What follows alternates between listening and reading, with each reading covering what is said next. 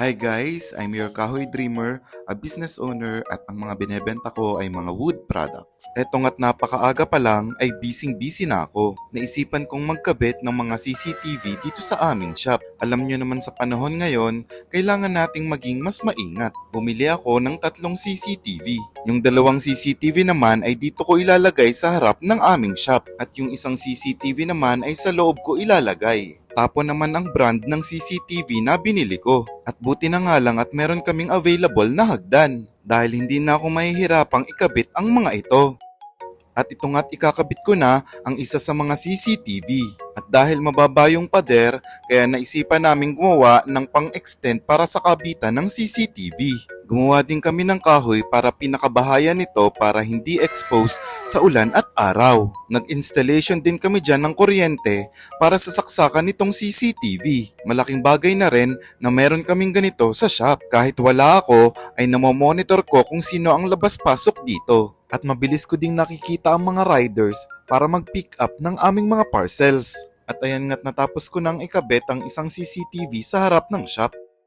At sinimulan ko na ding iset up yung isa. Kailangan ko ding siguraduhin na connected ito sa Wi-Fi. Medyo ma-technical lang ang pagsiset up pero kayang-kaya naman dahil para na rin ito sa security ng aming shop. Pasensya na guys at napakagulo ng aking background. Diyan kasi namin nilalagay lahat ng stocks na ginagamit namin sa aming mga wood products. Andyan ang mga box na ginagamit namin pambalot sa aming mga parcels. Huwag nyo na kami i-judge guys. Malinis naman kami sa totoong buhay.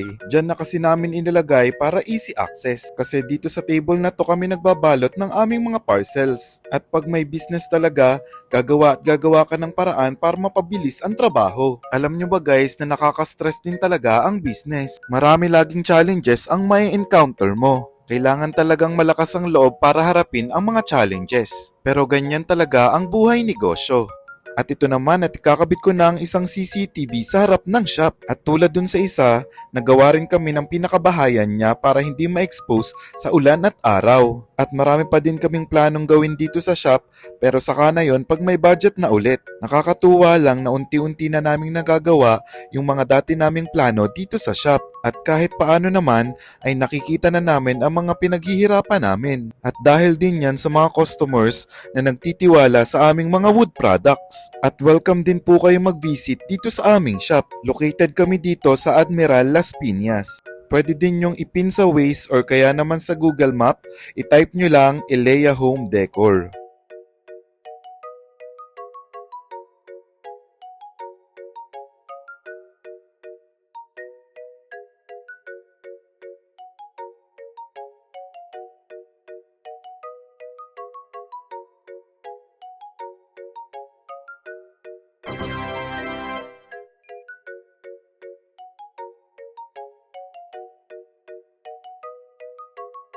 At ito nga't natapos ko nang ikabit ang mga CCTVs. At ito yung isang CCTV sa harap, facing naman sa kabilang side.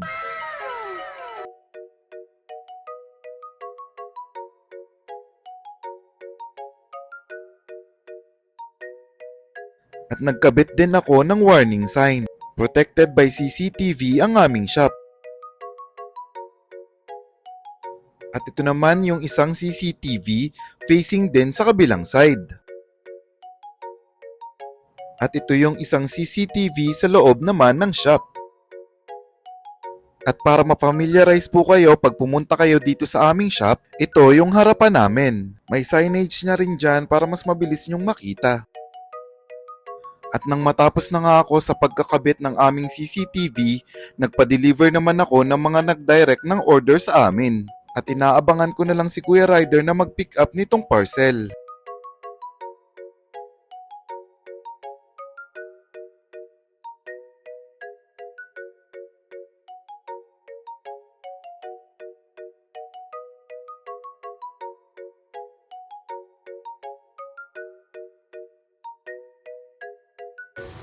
Okay na yan kuya ha. Siya kasi nag-book niyan, paano na lang. Salamat.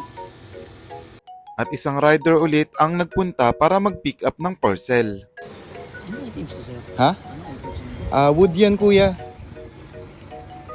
Wood, hindi naman siya masisira. Bale, pa-drop off na lang po. Yung bayad niyan kay ano na lang, yung kay sir na nag-order na lang. Patawagan na lang din po siya pag nandun na po kayo sa area. Thank you po. At ito nga't busy ulit kami dahil marami kaming ginagawang orders. Maraming salamat po sa mga customers namin at hindi kami nawawala ng gagawin sa isang araw. So yun lang guys for today's mini vlog and see you in the next one. Bye-bye!